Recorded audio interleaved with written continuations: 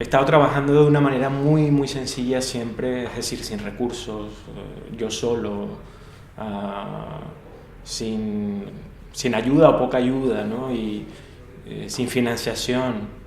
Decir esto en el año 2000 era anatema, esto era una locura.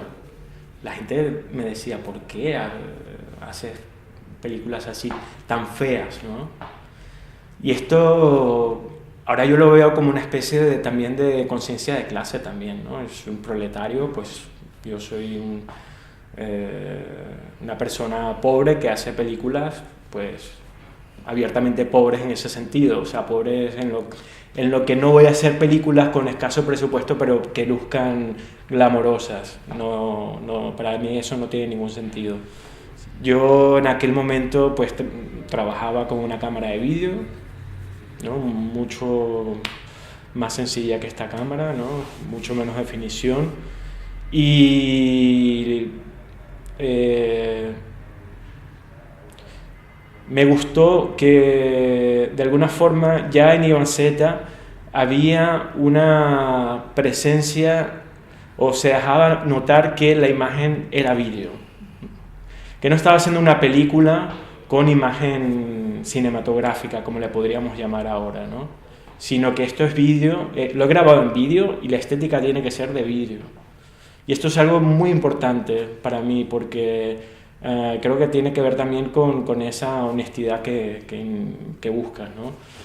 Y incluso lo llevé un poco más allá, es decir, cuando estaba montando la película me di cuenta que los planos hermosos no me gustaban tanto como los planos, por ejemplo, cuando estoy reencuadrando, cuando estoy... Es decir, la película empieza con un reencuadre, Iván, es como lo previo a esa imagen bien compuesta, ¿no? Bien montada, bien iluminada, ¿no? Sino que es el zoom que lo busca, ¿no? Y buscando y lo muestro así, ¿no? Con cortes como mal hecho, ¿no? Y para mí eso era como también una manera de decir que tiene que ser así.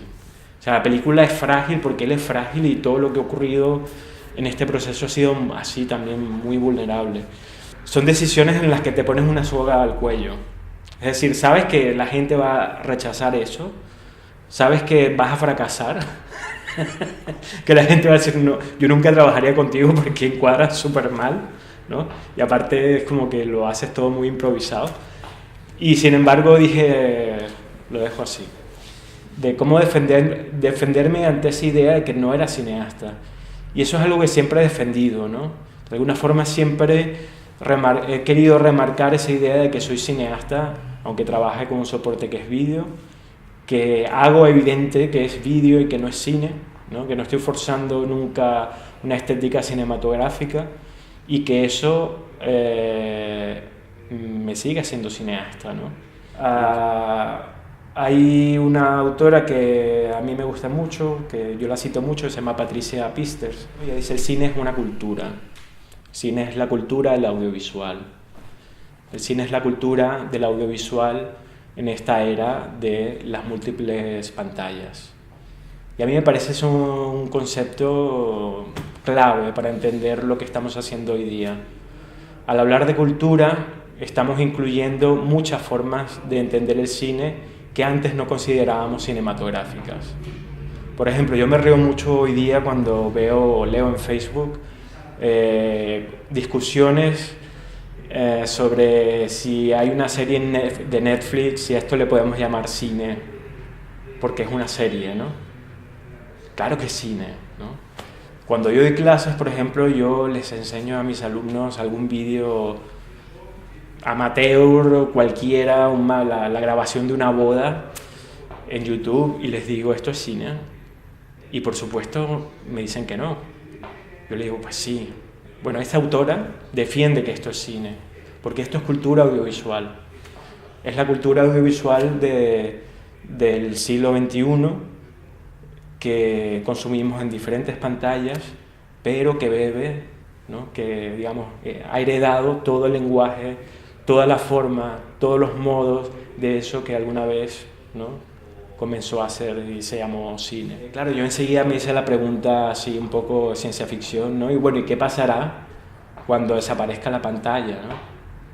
Entonces me he dicho, bueno, a lo mejor un día pues las imágenes serán holográficas, ¿no? Habrá una manera de interactuar con las imágenes donde prescindamos de la pantalla. Quizás allí habrá que volver a definir qué es cine, ¿no? Pero esto es pura especulación. Si yo tuviese 20 años estaría estudiando holografía directamente, o ciencia aplicada a la holografía.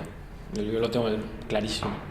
Claro, han tenido que pasar muchos años para que la neurociencia como campo se desarrolle, pero ahora están muy ligadas, ¿no? Hay neurocientíficos que utilizan el cine como herramienta para estudiar, ¿no?, los mecanismos de la mente, y también viceversa. Si ves las películas de Hollywood ahora, ¿qué son? Arquitecturas de la mente. O sea, estoy hablando desde el cine de Hollywood, ¿no? Las pelis de Darren Aronofsky, ¿no? Estás en un lugar atemporal, ya no te explican este es el malo, este es el bueno, y va a pasar ¿no? Ya no hay el guión clásico, ahora estás sumergido en un espacio donde estás metido en un mundo de memorias, recuerdos, ¿no? Es el cine de hoy, es la narrativa de hoy, es la forma de representar el tiempo, el espacio, donde hay temporalidades que se van cruzando. Hay como la mecánica de los sueños, ¿no? Un poco, ¿no? Es una especie de imaginario onírico. ¿Por qué no incluir aquí a la crítica de cine o ¿no?, la teoría de cine como tal? Es también cine, ¿no? Es una reflexión sobre la imagen en movimiento, es una cultura, y todo lo que gira alrededor de esa cultura del cine, pues ya es cine. Con lo cual yo defiendo todas las formas posibles de cine, no solo las que se hacen ahora, sino también las tradicionales. Y creo que lo más moderno es poder hacer ahora una buena película hecha de una forma muy tradicional. Por ejemplo, preservar todos los formatos que han existido, ¿no?, desde comienzos del cine hasta hoy día, y que se sigan trabajando así.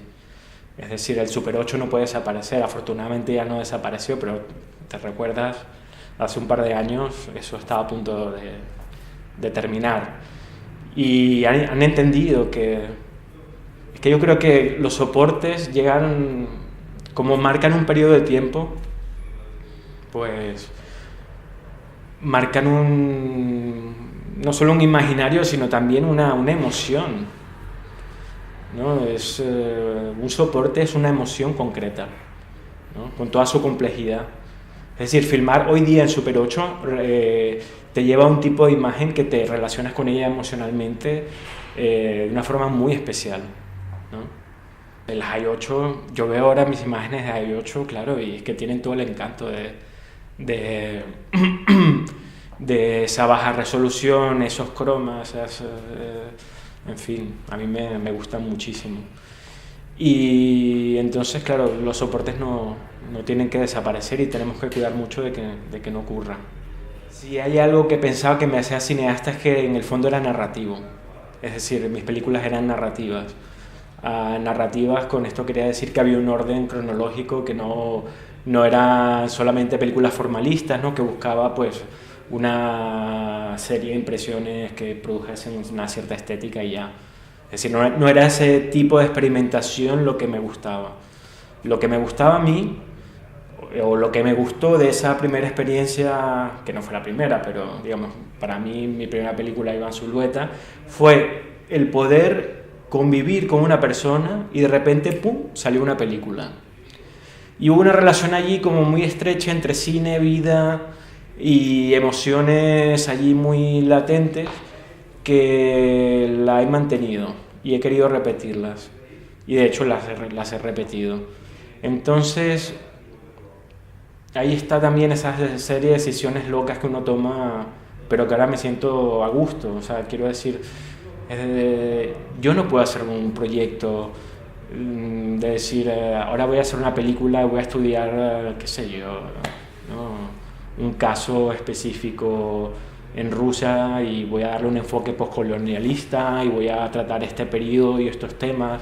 Yo no trabajo así. Lo mío surge del encuentro con personas, o en el caso cuando inevitablemente mi película se hizo autobiográfica, hice una película autobiográfica porque era una reflexión de los materiales que venía coleccionando. Pero es decir, que nacen como de que hay un momento en la vida en el que dices, arrancó una película y arrancó con una pasión desmedida. Por supuesto, esto hace que mi forma de trabajar pues sea inviable a nivel, digamos, una producción normal. No involucrar gente hasta que haya madurado ese proceso de conocimiento, de convivencia con las personas con las que trabajo. Entonces, cuando ya hay la confianza, podrá entrar más gente. Si no, no veo viable la idea de trabajar con un productor desde el principio de un proyecto, y mucho menos tener una idea muy clara. Todo lo contrario, me pierdo. Oleg mismo me dio la clave para la nueva película. Él me la apuntó así con el dedo y me dijo, Andrés, tienes que ir para allá. Y yo le hice caso y en efecto encontré la película que estaba buscando. Bueno, la película se titula Internacional con Monumento. Internacional con Monumento es un nombre que viene de una historia que viene muy atrás, de la galería de un amigo, y no significa nada. Pero qué bonito título es, ¿no? Es un título que a mí siempre me ha gustado y siempre ha estado conmigo. Yo cuando empiezo una película y no sé qué título va a tener, yo le pongo ese título, porque me recuerda a ese lugar, que es un lugar no solo atemporal, es un lugar donde puede o convergen gente de distintos sitios y nadie se está preguntando de dónde eres y nadie trae raíces muy afianzadas, ¿no? Y se conecta de otra manera, ¿no? Como he conectado yo con Oleg, ¿no? A través del arte, a través de una sensibilidad entre él y yo, como he conectado con Rosmary, por ejemplo, con una esquizofrénica filipina que vive en Barcelona, en fin. Y lo he encontrado en un lugar en Rusia que se llama Karelia, es una región que está al norte de San Petersburgo, donde prácticamente han desaparecido como cultura. Es decir, bueno, en estos tiempos pues en Rusia todo se ha rusificado y tardé mucho y sufrí mucho, porque, bueno, como te he dicho, prácticamente no hay nada, pero encontré. Y aunque he estado solamente 4 días con ellos, es decir, fueron los últimos 4 días que pude realmente encontrar el lugar, el sitio donde voy a filmar y la gente que voy a filmar.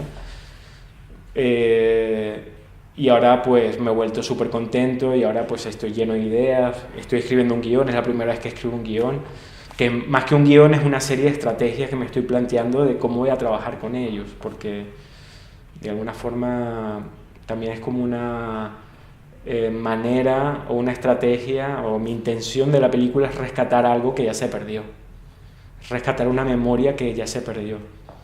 Y creo que eso es algo que si lo trabajas como trabaja Grotowski en el teatro, sale, ¿no? Es como ese imaginario inconsciente que está ahí.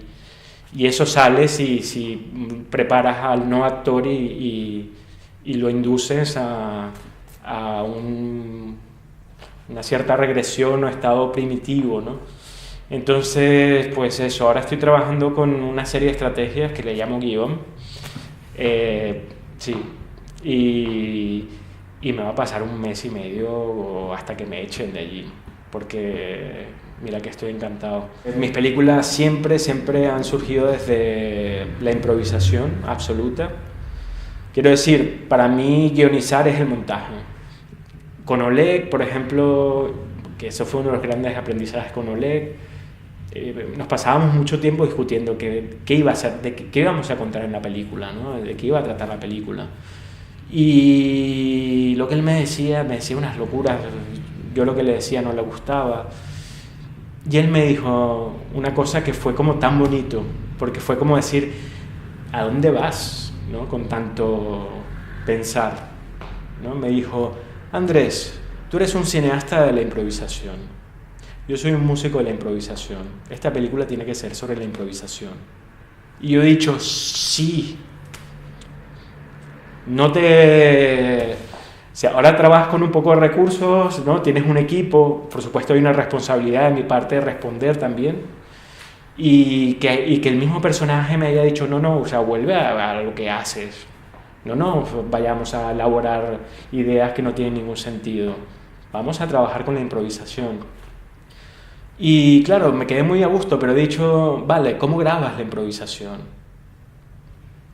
¿Es poner la cámara y ver qué pasa? No, porque lo más probable es que no pase nada.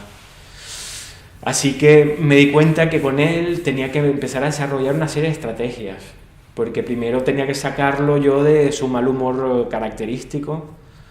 Era una persona con una mala uva, ¿no? Y está todo el día, te odio el mundo, odio todo, no sé qué. Y había que llevarlo a ese mundo, ¿no? De el arte, ¿no? Para que estuviese allí en ese lugar atemporal, ese lugar que llamo internacional como monumento, para que esté allí, ¿no? Ese lugar que queremos, ¿no? Ese ritual, ¿no? Bonito del cine. Y entonces para eso había que desarrollar estrategias. Y eran como juegos de niño, es decir, le leíamos a Gogol y él, como era tan amante de Gogol y como era un genio, pues él se sabía Gogol de memoria y bastaba empezar a leer Gogol para que él empezase a recitarlo. Y él se metía en el personaje, ¿no? Y esto a mí me gusta mucho contarlo cuando presento la película, porque en la escena de inicio de Oleg, él empieza a hablar sobre lo difícil que es llegar al Hermitage y hace toda una descripción de la ciudad de San Petersburgo hasta que al Hermitage y cuánta nieve había y lo difícil que es apartar la nieve con sus pies. Y esa escena la grabamos en agosto, o sea que nieve no había. Y era porque él estaba metido en el personaje de Gogol, que le estábamos leyendo un relato de bueno, Nevsky Prospect, que empieza así, es un personaje que va deambulando por San Petersburgo, ¿no? Y él se mete en un personaje pues invernal, y claro, entonces yo le leo, él empieza a recitar Gogol y yo empiezo a grabar, porque ya él entró en su mundo. Y entonces ya estoy grabando la improvisación, no le estoy marcando nada, pero lo he preparado para llegar allí. Entonces a partir de allí, sé tú mismo y vuela alto como un pajarito. Entonces era eso, y era muy difícil, ¿eh? Por eso, por un lado, cortarle, ¿no? Oleg no era una persona, o sea, es la película que menos trabajo me costó a nivel de montaje, porque respeté el tiempo de él, ¿no? Era respetar como cuando él se mete en ese mundo y empieza a decir locuras, ¿no? Tan bonitas, ¿no? Que era lo que a mí me gustaba. Y entonces, si eso duraba 8 minutos, 10 minutos, 12 minutos, pues eso es lo que iba a durar, yo no iba a cortar. Y así pues hice la película, ¿no? Curiosamente funcionó, porque yo pensé que iba a ser un fracaso absoluto, pero fíjate que esas cosas nunca se saben. Esa manera de automarginarse, y que eso desde luego te lleva a una estética que muchas personas, por ejemplo, cuando ven a Oleg con su gabardina y ahí van con su ¿cómo se llama? Traje, la bata de baño, el albornoz azul, hay como una conexión allí que es inevitable. Yo cuando lo vi a Oleg saliendo de su casa con su gabardina, recordé a Iván. Yo era como, bueno, ahí es cuando dices sí, ¿no? Estoy en el mundo que tengo que estar, ¿no? Estoy haciendo lo que tengo que hacer, ¿no? Entonces, curioso eso, sí. Busco al que me devuelva esperanza con la vida. La vida es una porquería, la vida es aburrida, la vida no tiene sentido.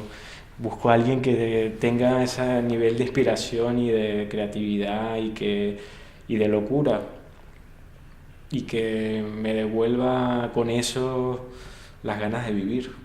Es que no hay otra. O sea, si yo hago cine es porque